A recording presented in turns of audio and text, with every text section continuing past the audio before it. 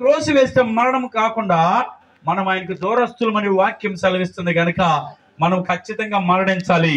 మరణించబోయే లోపు ఎవరిని తెలుసుకోవాలి? ప్రభు అయిన యేసుని తెలుసుకోవాలి. ప్రియులరా, మనం కనుక దేవుని యొక్క వాక్యంలో చూస్తే 2 రకాల మరణాలు ఉన్నాయి.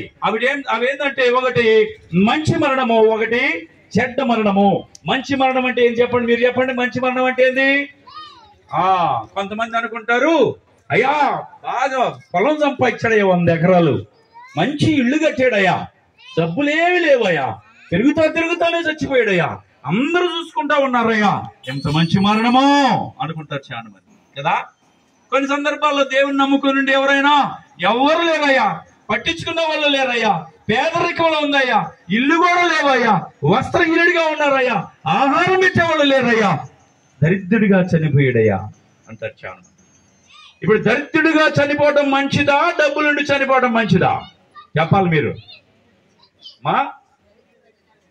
మరి దరిద్రంగా చచ్చిపోవాలా? దేవుని యొక్క వాక్యంలో లూకా రాసిన సువార్త 16వ అధ్యాయంలో రాయబడింది. ధనవంతుడు ఒకడున్నాడు, లాజరు ఉన్నాడు. వాళ్ళిద్దరి మరణాలు దేవుడు మనకి తెలియపరచాడు ఈ భూమి మీద. ధనవంతుడు ఒకడు ఉండేను, ఆయన ఏం చేస్తున్నాడంట? ప్రతి దినము చూడండి అక్కడ ఏం చేస్తున్నాడు ఆయన? అతడు ఊదా రంగు వస్త్రములను, సన్నపు నార వస్త్రములను ధరించి ప్రతి దినము చూడండి ఏం చేస్తున్నాడంటే ప్రతి దినము. ఇక్కడ మనం వాళ్ళిద్దరు మృతుల గురించి 3 విషయాలుగా మనకి ఏం తెలియపరుస్తుందంటే, మనకి జరుగుతున్నటువంటి మరణానికి ముందు, మరణము అయినప్పుడు, మరణము తర్వాత, అంటే 3 విషయాలు మనకు కనబడుతున్నాయి. మరణానికి ముందు ఏం జరిగిందంటే, ఆయన నార వస్త్రములు ధరించి ఆ టేబుల్ మీద కూర్చొని భుజిస్తున్నాడు, మంచి ఆహారం తింటున్నాడు. ఆయన చుట్టూ ఎవరున్నారో వాళ్ళని ఎవరిని పట్టించుకోవాలా, ఆయన ఒక్కడే చక్కగా తింటూ మేబీ మాంసాలు తింటున్నాడేమో, నాకు తెలియదు. ఆ టైంలో మాంసం తింటా పీక్కుంటా ఉంటే ఆ ఏళ్ళలో నుంచి జారి కింద పడి ఎవరు తింటున్నారు? లాజరు ఏరుకొని తింటున్నాడు అక్కడ. ఆ టేబుల్ దగ్గర అన్ని ఉన్నాయి కదా, లాజరు ఇదిగో ఈ ప్లేట్లో నువ్వు తినయ్యా ఇది అని పట్టించుకోవాలి. ఆయన ఒక్కడే ఆయన సౌఖ్యం చూసుకుంటున్నాడు. చాలా మంది ఈ లోకంలో ఎవరు సఖ్యం వాళ్ళు పక్కన వాళ్ళకి కూడా బెటర్ ప్రియులారా. పెడతారా పక్కన వాళ్ళకి? ఒకసారి అంటే ఎవరు అమ్మలక్కలు ఇద్దరు ఒకే చర్చికి వెళ్తారంట. ఒకే చర్చికి వెళ్ళి వాళ్ళిద్దరూ దేవుణ్ణి ఆరాధిస్తారంట బాగా. ఇద్దరు కూడా పొలం వెళ్ళారంట ఒక దినం. పొలం వెళ్ళినప్పుడు పాపం ఒక ఆమెమో బాగా 5 అంతస్తులు పెట్టుకెళ్ళిందంట. ఏంటది 5 అంతస్తులు?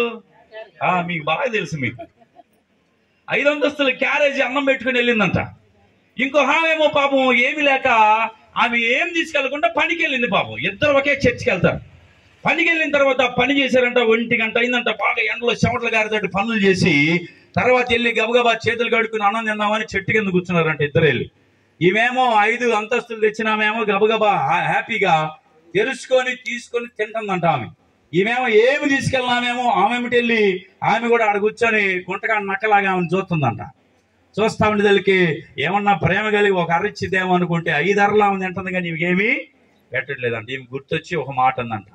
దేవుని యొక్క వాక్యం సెలవిస్తుందమ్మా, నిన్ను వలె నీ పొరుగు వారిని ప్రేమించమని వాక్యం సెలవిస్తుంది. మన ఇద్దరు ఒక చర్చికి వెళ్ళారే.